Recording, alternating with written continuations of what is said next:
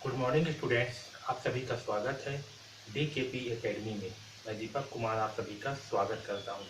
आज की इस वीडियो में हम पढ़ेंगे घन। ओके, कि घन क्या होती है उसे जो है समझेंगे। ओके, तो देखिए घन क्या होती है। वह समांतर षटफलक जिसका प्रत्येक फलक वर्गाकार होता है। ठीक है, तो घन जो है ऐसा षटफलक, षटफलक मतलब कि क्या, जिसके 6 फलक होते हैं। जैसे हमने घनाभ में देखा था, घनाभ में क्या होते हैं, 6 फलक।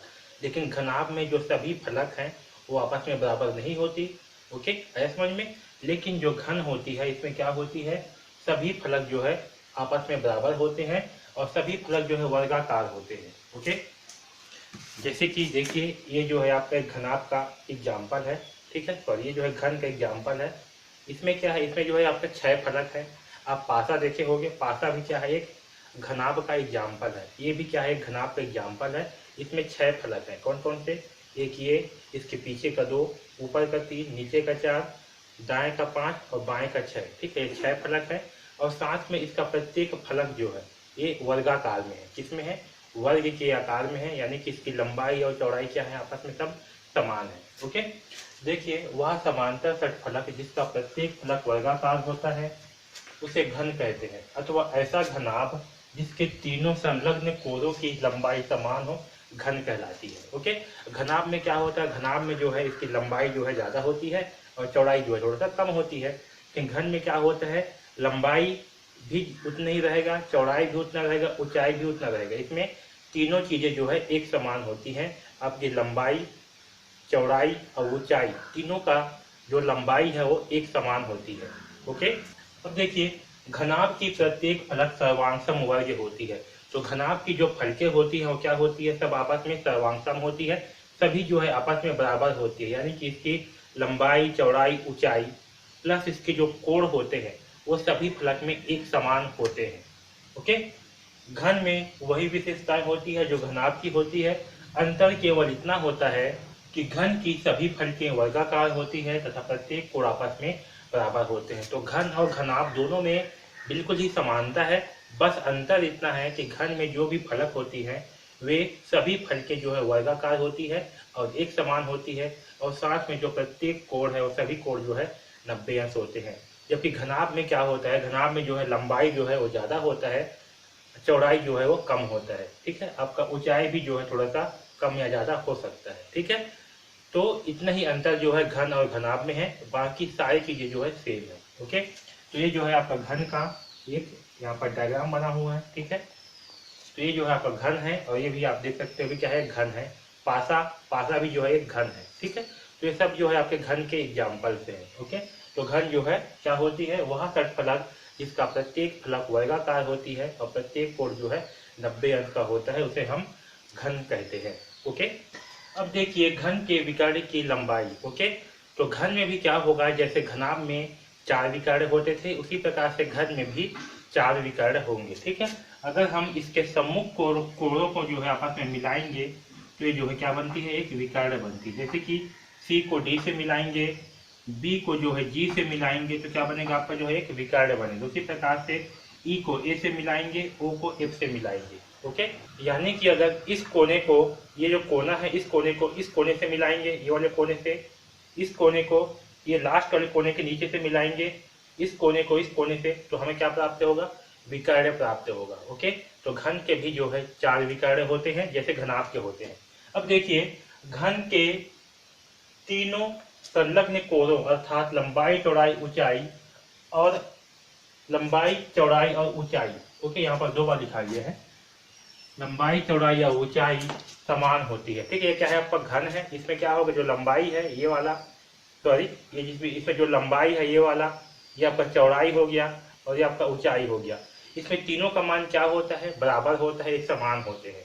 ओके, यदि घन की प्रत्येक कोण लंबाई a है तो घनाभ के विकर्ण के लंबाई के सूत्र में, देखिए जो घनाभ का विकर्ण होता है उसका सूत्र क्या होता है, उसका सूत्र होता है a का वर्ग प्लस b का वर्ग प्लस c का वर्ग। ठीक है, और इन तीनों का वर्गमूल, ये जो है घनाभ का विकर्ण का फार्मूला होता है। तो क्योंकि घन में क्या होती है, जो उसकी चौड़ाई होती है, ऊंचाई, वो भी समान होते हैं। ओके, ये भी जो है आपके समान होते हैं, इसलिए क्या होगा, ये जो b है इसके जगह पे क्या लिखेंगे, हम a लिखेंगे, सी की जगह पे जो है ए लिखेंगे, क्योंकि जितना लंबाई है उतना ही आपका चौड़ाई भी होगा और उतना ही ऊंचाई होगा। इसलिए बी और सी के स्थान पे क्या लिखेंगे, ए लिखेंगे।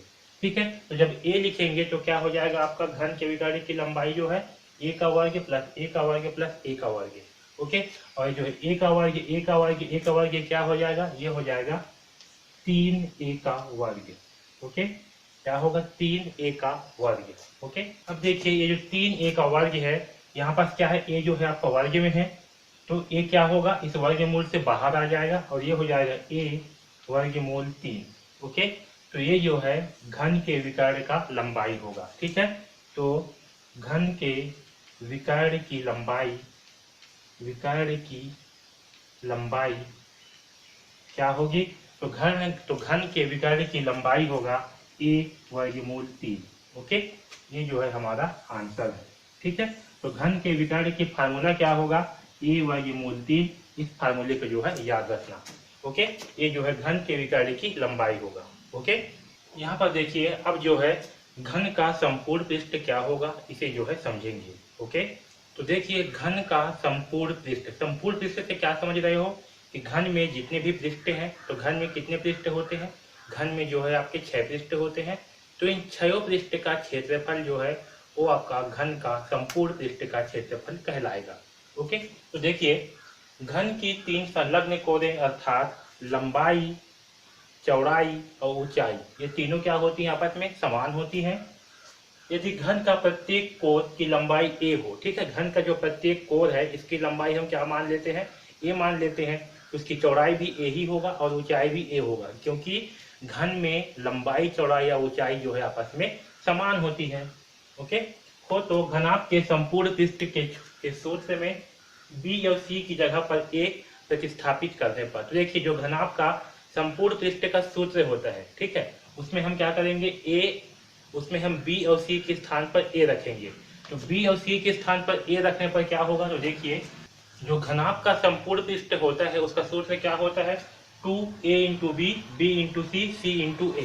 ओके, तो क्योंकि घन में जो है सारे जो कोण होते हैं उसकी लंबाई आपस में समान होती है, इसलिए हम b के स्थान पर a रखेंगे और c के स्थान पर भी a रखेंगे। तो क्या हो जाएगा आपका 2a into A plus a into A plus a into A.